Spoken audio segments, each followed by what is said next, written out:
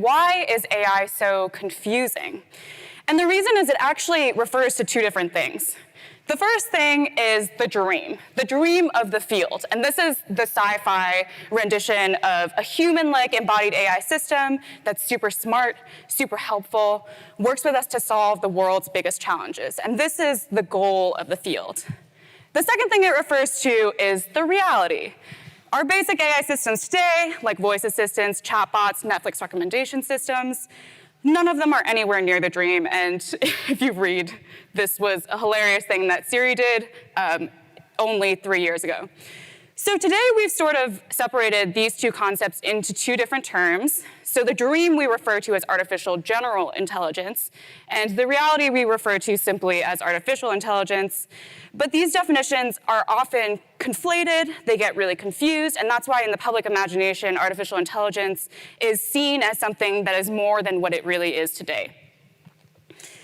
It's also confusing because the reality keeps changing. So it's getting better, getting closer to the dream, and that means the definition of AI is also changing. So what we may have considered AI 20 years ago, we no longer probably consider it AI today. And so to really understand what AI is, we need to start with a little bit of history. So in the summer of 1956, a bunch of young white lads got together for an 8-week retreat at Dartmouth University to figure out how to mimic intelligence with computers. It was basically a summer camp.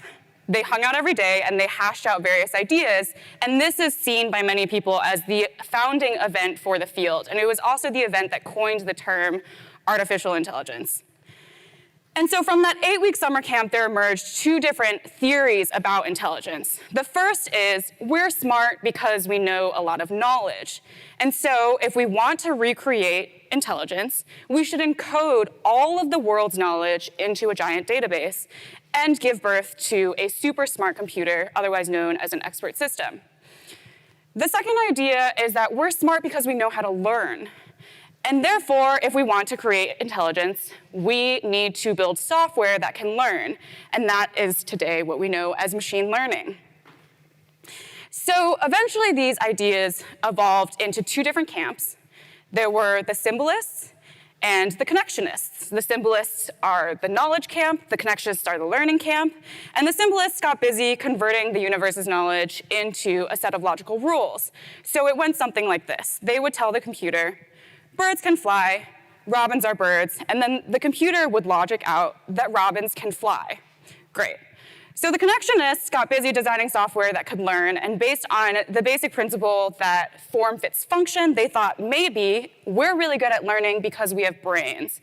So if we want machines to be really good at learning, we should mimic the architectures between neurons and find a way to build those connections. And that's what gave birth to neural networks. So we'll get back to that later. Okay, so remember this happy, cheery camp photo. That did not last very long, because as these two camps evolved over time, they developed a very fierce rivalry. And it was basically like the Bloods and the Crips of the AI world. So the Connectionists thought the Symbolists were stupid. The Symbolists thought the Connectionists were crazy. And as a side note, the rivalry was so intense that this partition of ideas trickles into science fiction. So Samantha from Her is very much an embodiment of idea number one, that intelligence comes from knowledge. She comes into the world fully imbued with all of the knowledge and capabilities of expression. In contrast, Chappie is very clearly idea number two. He comes into existence with a completely blank slate, and then he learns very quickly from his environment. And if you haven't seen those two movies, I would highly recommend it.